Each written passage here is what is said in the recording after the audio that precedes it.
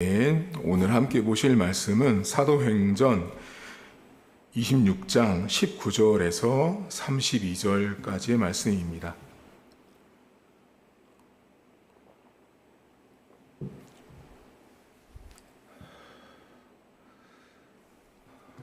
사도행전 26장 19절에서 32절입니다.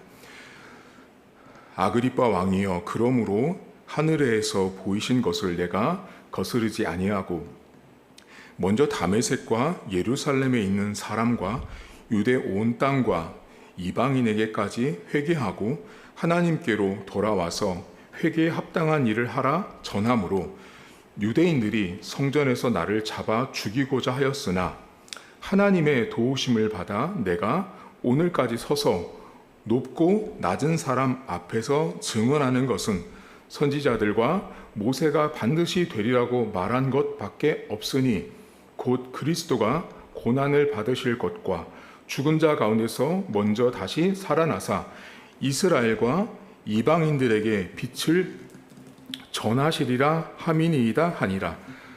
바울이 이같이 변명하매 베스도가 크게 소리내어 이르되, 바울아, 내가 미쳤도다. 내 많은 학문이 너를 미치게 한다 하니, 바울이 이르되, 베스도 각하여, 내가 미친 것이 아니요 참되고 온전한 말을 하나이다. 왕께서는 이 일을 아시기로 내가 왕께 담대히 말하노니 이 일에 하나라도 아시지 못함이 없는 줄 믿나이다. 이 일은 한쪽 구석에서 행한 것이 아니니이다. 아그리빠 왕이여, 선지자를 믿으시는 줄 아나이다. 아그리빠가 바울에게 이르되, 내가 적은 말로 나를 권하여 그리스도인이 되게 하려 하는도다. 바울이 이르되, 말이 적으나 많으나 당신뿐 아니라 오늘 내 말을 듣는 모든 사람도 다 이렇게 결박된 것 외에는 나와 같이 되기를 하나님께 원하나이다 하니라. 왕과 총독과 버니게와 그 함께 앉은 사람들이 다 일어나서 물러가 서로 말하되, 이 사람은 사형이나 결박을 당할 만한 행위가 없다 하더라. 이에 아그리빠가 베스도에게 이르되, 이 사람이 만일 가이사에게 상소하지 아니하였더라면 석방될 수 있을 뻔하였더라 하니라. 아멘. 오늘 아그리빠 왕 앞에 바울이 서 있는데요. 이제 바울이 어제에 이어서 계속 변론을 합니다. 그런데 변론을 하는데 옆에 있었던 다른 사람들이 뭐라고 말하냐면, 너 정신 나갔다, 미쳤다, 네가 하도 공부를 많이 하고 책을 많이 보다 보니 너 제정신이 아니구나 라고 말합니다. 바울에 대해서. 그러니까 이 당시 사람들이 얼마나 바울을 오해했는지를 알 수 있는 거예요. 그랬더니 바울이 뭐라고 말하냐면, 아니다, 나는 온전한 말을 하고 있다. 그리고 나서 바울이 무슨 말을 하냐면 26절 맨 끝절을 보세요. 바울이 참 명언을 남기는데요. 26절 맨 끝에 보면, 이 일은 한쪽 구석에서 행한 것이 아닙니다 라고 말합니다. 맨 끝에 한쪽 구석에서 행한 것, 은밀하게 숨겨가면서 몰래 뒤에서 한 일이 아니라는 거예요. 바울이 전하는 복음은 항상 변두리가 아니라 우주의 중심이고 인생의 중심이었다라는 걸 바울이 명확하게 밝혀줍니다. 이 바울이 복음을 전하고 하나님의 일을 하고 사역자로 살아감에 있어서 그는 한쪽 구석에서 이렇게 좀 힘없고 능력 없는 것처럼 살았던 세월이 아니라, 복음이라는 것 자체가 그렇게 숨겨질 수 없다라는 걸 바울이 이야기를 합니다. 그리고 나서 28절과 29절을 보세요. 여기 이제 오늘 바울의 참 대단한 모습이 나오는데요. 바울이 이제 왕을 전도합니다. 28절, 아그리빠가 바울에게 이르되, 내가 적은 말로 나를 권하여 그리스도인 되게 하려고 하고 있구나 라고 말합니다. 그러니까 바울이 말하는 거를 이 아그리빠가 듣고, 야, 네가 나도 그리스도인 되라고 지금 말을 하고 있구나 라고 말합니다. 그러니까 바울이 대단하죠, 여러분. 왕을 지금 설득하고 변론하면서 왕 앞에서 왕을 전도하고 있는 모습이에요. 그런데 29절 보세요. 바울이 이르되, 말이 적으나 많으나 당신뿐 아니라 오늘 내 말을 듣는 모든 사람도 다 이렇게 결박된 거, 어려운 거 다 빼고, 어려운 일, 내가 지금 당하고 있는 어려운 일 다 빼고 나와 같이 되기를 하나님께서 원하신대요.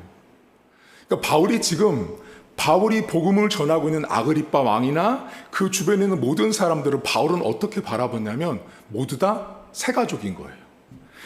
아그리빠 왕이나 모든 사람들은 바울 입장에서는 다 새 가족이다 보니 새 가족한테 와서 뭐라고 말하는 거냐면, 여러분 교회 다니면 고난도 받습니다, 이 말을 하지 않고 내가 결박된 거 빼고, 내가 지금 결박당한 거는 여러분 당하지 말고 그 외에 다른 영적인 놀라운 축복들은 다 받으라. 내가 누렸던, 내가 복음을 만나서 이렇게 변화된 것처럼 지금 내가 당하고 있는 고난 빼고 좋은 것들 받으라고 말합니다. 되게 지혜로운 사람이죠. 같은 말을 해도 왕들과 거기 있는 사람들은 바울을 반대하고 새 가족이다 보니 고난은 빼고 하나님이 주시는, 복음이 주신 영적인 축복을 받으라고 말합니다. 근데 바울이 뭐라 그래요? 나같이 되기를 원한대요. 나같이. 그러니까 바울처럼 변화된 인생을 하나님이 너희들도 살기를 바란다라고 말합니다. 바울은 복음을 통해서 완전히 변화된 사람이었고, 우리가 계속 살펴봤지만 바울은 여러분 살인자예요. 이 사람은 아무리 좋게 봐주려고 해도 좋게 봐줄 수 없어요. 이 사람 주민센터 가서, 경찰서 가서 신원조회하면 우리가 흔히 하는 말로 빨간 줄 가 있는 사람이에요. 전과자예요. 전과자. 살인자예요. 바울은 전과자란 말이에요. 우리가 좋게 말하니까 늘 사도 바울 하지만 바울을 그냥 객관적으로 보면 이 사람은 살인자예요. 이 주민등록증 딱 찍으면 이 사람 죽였네가 되는 거예요. 전과자예요. 전과자. 나쁜 사람이에요. 근데 바울이 내가 다메섹에서 복음을 만난 이후에 변화됐는데, 그 변화된 자신을 보고 그들에게 나같이 되라는 거예요. 나같이. 여러분, 이 말이요, 참 간단한 말이지만 나같이 되라는 이 말은요, 본질적인 첫 번째 핵심은 복음을 만나면 나 같은 사람도 바뀌었다, 너희들도 복음 때문에 바뀔 수 있고 그 복음은 놀라운 역사를 일으켜낸다라고 말하고 있는 것입니다. 여러분, 복음이 우리를 바꿔야 되고 우리는 복음 때문에 이미 변화된 삶을 살고 있는 사람들입니다. 여러분, 오늘 하루 살면서 나같이 살아가십시오, 나같이 목회 생활하시고, 나같이 장로되고, 나같이 권사되고, 나같이 집사하십시오라고 말할 수 있는 사람이 몇이나 될까요? 오늘 여러분에게 제가, 우리 성도님들에게 아주 구체적인 적용을 하나 알려드릴 거예요. 오늘 바울이요, 나같이 된다라는 건 복음으로 변화된 게 가장 본질, 1차적인 거예요. 그러면 우리 신앙생활 하면서 교회를 다니는 우리들에게 가장 밀접하게 적용될 수 있는 것은 뭐냐면, 나 같은 목사가 되십시오, 나 같은 장로가 되십시오, 나 같은 권사가 되고 나 같은 집사가 되십시오라고 말할 수 있는 사람이 돼야 돼요. 그게 신자예요. 그 말을 할 수 없다면 부끄러운 거예요. 그럼 첫 번째, 저는 이따 말하고, 나 같은 장로, 권사, 집사를요, 우리 교단 헌법책이 있어요. 교단헌법이 총 7장으로 구성되어 있는데 그 중에 4번째 장이 정치라는 파트예요. 그 4번째 정치라는 파트에 가면 장로의 직무, 권사의 직무, 집사의 직무가 딱 나와 있어요. 목사의 직무까지. 그러면 장로의 직무하면 여러분들은 어떤 생각하세요? 장로하면 뭐 하는 사람 같으세요? 우리 교단 헌법에요, 장로가 첫 번째 단어가 뭐냐면 신령한 일을 체크하는 사람이에요. 와, 목사님, 신령한 일은 담임 목사님이 해야 되는 거 아니에요? 아니에요. 신령한 일을 점검하는 게 누가 해야 되냐면 장로가 한다고요. 그러면 뒤바꾸면 장로가 신령하지 않으면 절대 안 되는 거예요. 되게 무서운 말이에요, 여러분. 장로라는 직무를 교단 헌법의 1번이 뭐냐면 신령한 일을 점검하는 사람이에요. 그러니 얼마나 거룩해야 되고 얼마나 하나님 앞에 바로 서 있어야 되는 게 장로인 거예요.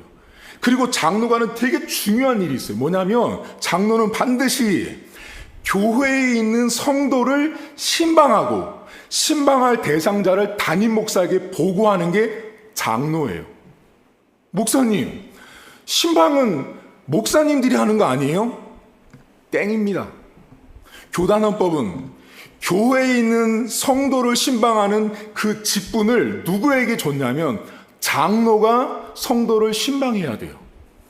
그 신방할 자를 장로가 찾아야 되는 거예요.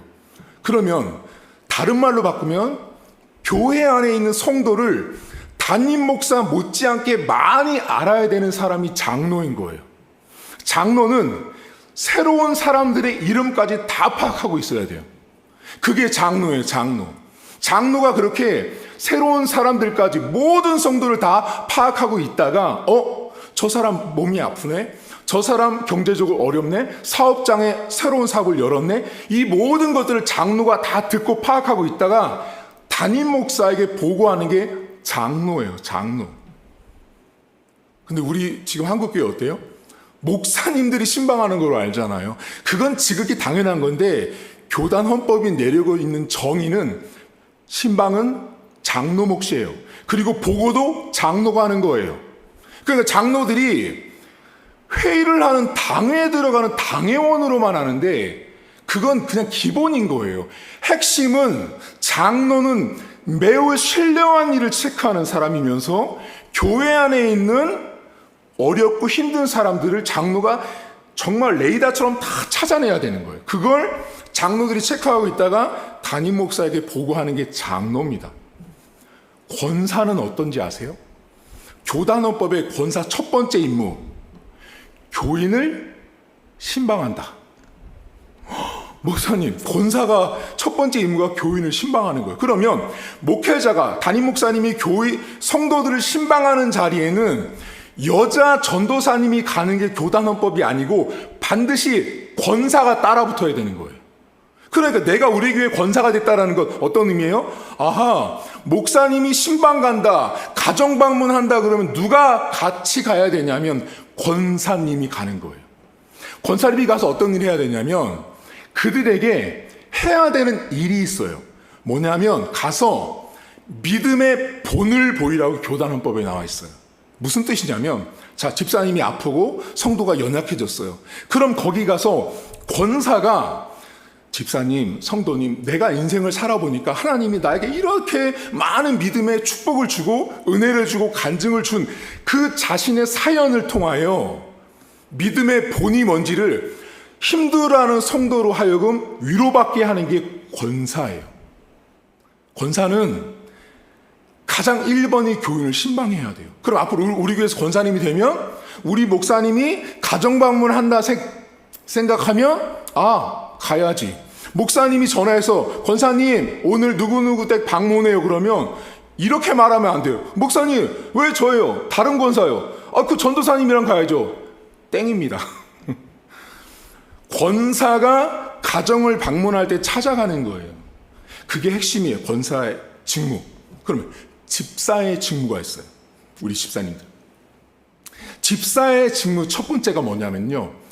빈곤하고 가난한 자를 돕고 봉사하는 거예요.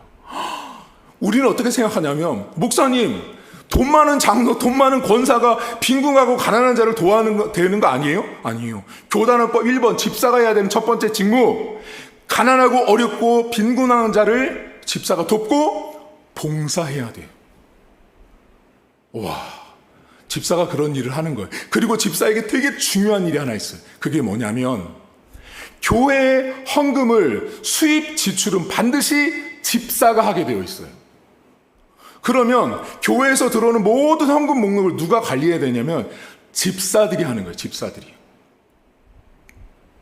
마지막 2번째, 목사는 뭐 할까요? 목사의 첫 번째 일이 뭔지 아세요? 교단헌법 1번이 뭐냐면 성도를 위해서 기도하고 강단에서 말씀을 선포하는 자라고 나옵니다. 아까 말씀드렸죠. 장로가 신방자예요. 근데 우리 한국교회는 어떻게 해요? 목사가 신방하는 자로 알고 있는데 헌법은 절대 그렇게 나와 있지 않습니다. 담임 목사는, 목회자는 해야 되는 첫 번째 일이 뭐냐면 기도하고 설교하는 자예요. 설교. 그러니까 여러분, 제가 목회를 한다라는 말, 내가 담임 목사로 목회를 한다라는 말은 설교한다라는 말이에요. 설교. 그럼 목사님, 담임 목사가 설교 아닌 그 나머지는 전부 다 부차적인 거예요. 목사님의 핵심은 첫 번째도 중간도 마지막도 온통 설교예요. 설교. 이미 교단 헌법이 그렇게 정의를 내려주고 있어요. 그런데 목회자가 설교 준비 안 하고 설교가 힘들고 설교가 귀찮다. 그건 목사의 직무를 하지 않는 자인 거예요. 목사는 설교를 하는 자입니다. 여러분, 오늘 목사, 장로, 권사, 집사가 교단 헌법에 뭐를 해야 되는 역할을 말씀드렸어요. 나 같은 목사 되십시오. 나 같은 장로 되십시오. 나 같은 권사 되고 나 같은 집사 되십시오라는 말은 장로는 신방하는 자요 신령한 자가 되어야 되는 거고요. 권사는 교인을 방문해야 되는 거예요. 집사는 어렵고 힘든 사람들을 돕고 교회에서 봉사해야 되는 거예요. 담임 목사는 설교하는 자인 거예요. 그게 나 같은 사람이에요. 오늘 하루도 어디를 가든 나 같은 사람처럼 살아가십시오라고 말할 수 있는 우리 성도들 될 수 있기를 주의 이름으로 축복합니다. 하나님 아버지, 바울은 복음을 만난 이후에 나같이 되십시오라고 아그리빠 왕에게 말합니다. 하나님, 우리가 나같이 되라고 말하는 것은 결코 쉬운 일이 아닙니다. 나 같은 목사님, 나 같은 장로님, 나 같은 권사님, 나 같은 집사님처럼 살아가십시오라고 말하는 것은 매우 어려운 일입니다. 그렇게 되기 위해서는 성경이 말하는 것, 교단이 말하는 것을 잘 지켜낼 수 있어야 하는 것입니다. 단순하게 직분을 받아서 되는 일이 아닌 것입니다. 교단이 정한 것, 성경이 정한 것은 단순히 직분자를 명찰 하나 달아주고 감투를 씌워주는 것이 아닌 것입니다. 각자가 맡은 직무가 따로 있었습니다. 하나님, 우리 교회 성도들은 나 같은 장로가 되십시오, 나 같은 권사가 되십시오, 나 같은 집사님이 되십시오라고 말하기에 앞서 내가 과연 그 일을 마땅히 하고 있는지를 늘 점검하게 하시고, 우리 교회에서 앞으로 직분자가 세워질 때는 반드시 그러한 일들을 감당해낼 수 있는 자가 세워지는 은혜를 허락해 주옵소서. 오늘도 가정 속에서, 일터 속에서, 내가 만나는 사람들 속에서 나같이 신앙생활 하십시오, 나같이 준비하고 나같이 하나님 앞에 살아가십시오라고 말할 수 있는 우리 성도들의 믿음이 될 수 있도록 은혜를 베풀어 주옵소서. 감사드리며 예수님의 이름으로 기도하옵나이다. 아멘. 하늘에 계신 우리 아버지, 아버지의 이름을 거룩하게 하시며 아버지의 나라가 오게 하시며 아버지의 뜻이 하늘에서와 같이 땅에서도 이루어지게 하소서. 오늘 우리에게 일용할 양식을 주시고 우리가 우리에게 잘못한 사람을 용서하여 준 것 같이 우리 죄를 용서하여 주시고 우리를 시험에 빠지지 않게 하시고 악에서 구하소서. 나라와 권능과 영광이 영원히 아버지의 것입니다. 아멘.